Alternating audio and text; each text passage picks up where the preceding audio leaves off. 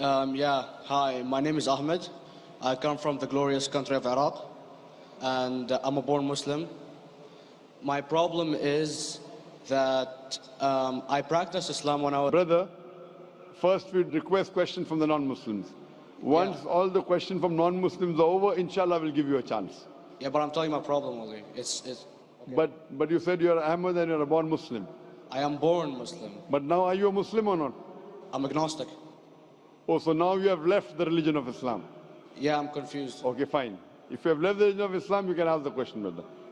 Okay.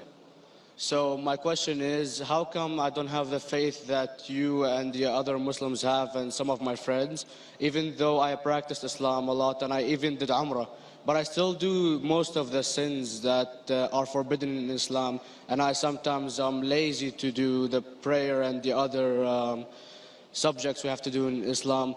I have read many books and about other religions and conspiracy theories and documentaries and such. I even have seen your own videos on YouTube, and there are many questions that go around my head about Allah and the Messenger and Muslims in general. And basically the most important question is, you said in one of your debates or questions that Allah is the creator and He's uncreated. But I have realized, how can the uncreated exist? And if He exists, how can we notice Him? How can we see Him or hear Him or feel Him or know of His existence if He's uncreated in our own dimension or so? That's one of the questions. Brother Ahmed said that he is a born Muslim. He comes from Iraq. He read the Quran, he read the books, but he commits many sins. He believes, maybe sometimes he's agnostic, and he's lazy for praying. Brother, before I answer your main question, if you do sins and if you're lazy for praying, that does not make you a non-Muslim. As long as you believe that praying is fard, sometimes you miss, it's a sin. It's a major sin that you sometimes don't pray, but that doesn't make you a non-Muslim. If you say praying is not required, then you're doing kufr. But if sometimes you do sin, sometimes minor sin, sometimes major sin, it is haram, it's forbidden, but that does not throw you outside the fold of Islam. There are sometimes waswasa of the shaitan asking you, you're a Muslim, but this is wrong in Islam, this is wrong, and it does deviate the person's mind. At that time, maybe your iman may be low, but these things should not make you consider that you're non-Muslim. Regarding a question that I mentioned in my speech, and you're right, that Almighty God is the creator, but He Himself is uncreated. You ask the question, how can the uncreated, how can we see the uncreated, and how it's possible? Allah subhanahu wa ta'ala is Khaliq, is the creator. And by definition, He's uncreated. Because normally people say that when they try and prove in logic that everything has a creator, who created this table, the carpenter, from where he got, from the tree, who created the tree, so it goes back to Allah. So when many of the people try to convince an atheist, they try and say that everything has a creator, and then they get trapped when the atheist asks him who created Allah. So if you hear my tapes, I never go that way. I ask the atheist that how did you come to know about the universe? How did you come to know about the functioning of the stars, of the sun? And he says, and goes back, that the creator. So it's the vice versa. So if you know how to deal with logic, you don't trip over this problem with the atheist trap, the Muslims or the believers, by saying who created Allah. By definition, Allah is uncreated. And if you ask the question, who created Allah? If you have heard my tapes, I give the reply, that suppose a person comes and says that my brother John. Yeah, I know, I saw that, I heard that's funny, but I mean, how does he exist if he's uncreated? Not that is Allah. Yeah. That's the difference between you and Allah. How does he exist? Means he was existing. He doesn't have a beginning. You and I have a beginning, that's human being. So that's the difference between us and Allah. You can't say that Allah has to be like us. If Allah is like you and me, why should we worship Him? I see, but have you heard of the phenomenon, the Big Brother? used by various orders and political agendas to control the people and such by implementing it into multiple gods. And then later on it became a monotheistic religions all over the world to make it easier for Big the Brother, people to... sorry, I've never heard of the religion Big Brother. It's not a religion. It's like a theory, an idea, basically. For What does it say? Yes? What does this idea say? What does it say? Is that when you have a big brother, it's easier for you to live life. When you have someone watching you the whole time, understanding you the whole time, protecting you the whole time, being with you the whole time, and you can talk to him, although he never talks to you back, maybe in your dreams, due to your mind and such, it's easier for you to live. While a human who does not have a big brother and is not easily controlled into doing so and is having complete freedom is a danger for the major ruling powers and such. What does this say? I don't understand. Big Brother may be there, Big Brother may not be there. What does it have to do with Islam and God? What does it have to do? Because basically Allah is watching you the whole time. So you want to say that Allah is like a big brother?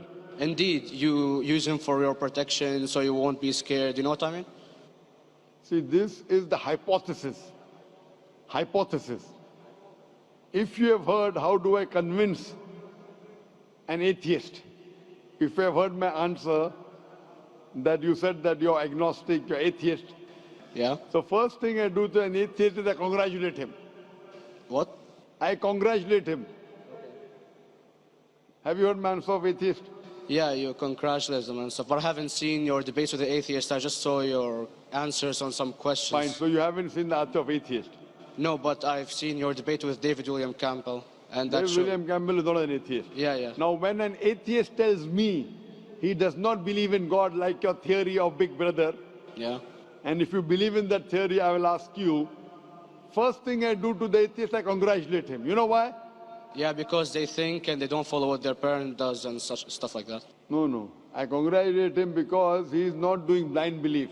The other people are doing blind belief. He is a Christian because father is a Christian. He is a Hindu because father is a Hindu. Most of the Muslims are Muslim because father is a Muslim. He is thinking. He says there is no God. He has said the first part of the Islamic Shahada, La ilaha. The reason I congratulate him is because he has said the first part of the Islamic Shahada, Islamic Creed, La ilaha. The only thing I have to do is illallah, which I shall do inshallah. So if you have heard my answer, an atheist becomes an atheist because he believes in science, he believes in logic.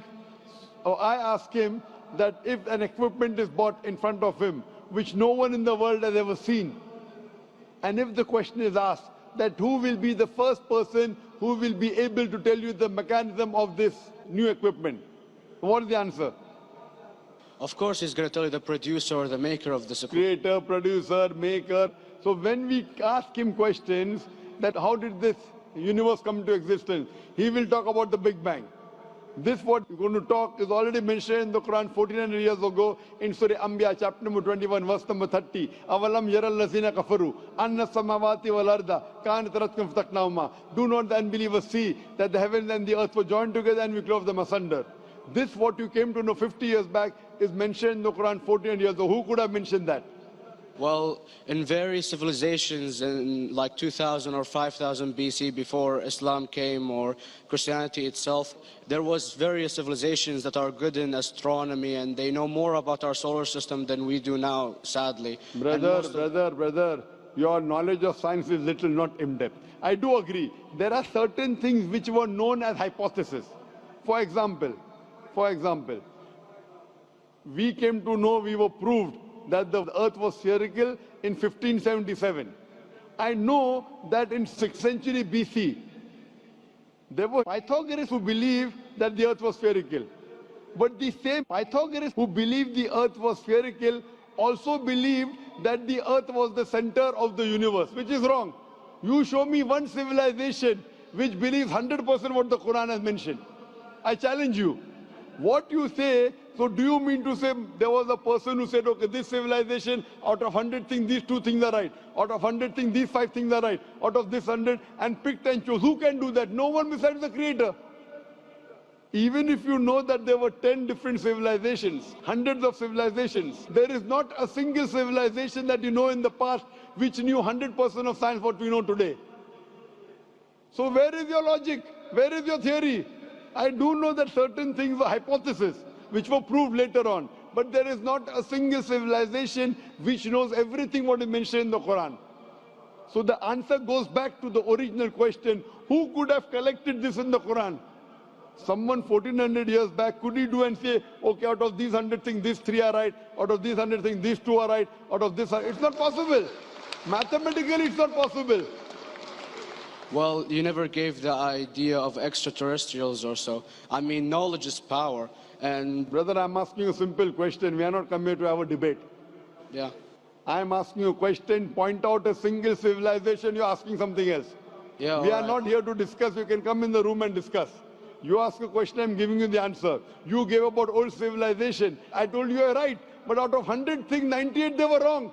So I'm asking you, who could have mentioned this in the Quran? You're talking something else now. Yeah, well, I'm asking you a simple question, 2 plus 2 equal how much? You are saying, I'm telling you 3 multiplied by 3 is how much? I'm asking a name, you're telling that where do you live? you know, I'm asking a simple question, name me a single civilization which has everything what was mentioned in the Quran. Do you know of any or not? Yes or no? well, not everything, of course. Even not 10%. Why? Babylon knows of most of the planets and such. Planet is not the only thing mentioned in the Quran. There are 1,000 things mentioned in the Quran. To say what 1,000 things are mentioned in the Quran, 10% would be equal to 100 things. Did Babylonian civilization knew about 100 things mentioned in the Quran? No, because they You don't have the cannot. They knew 5 or 6 things. In percentage wise, very small. So Of course. who can be the author of the Quran besides the creator to know what is right, what is wrong? Today science has established the hypothesis mentioned by Babylonian so many centuries back is today proven. So these were hypotheses in the past, which out of them many have been rejected, some have been accepted. So to collect all which is 100% correct has to be from the creator and no one else. Hope that answers the question.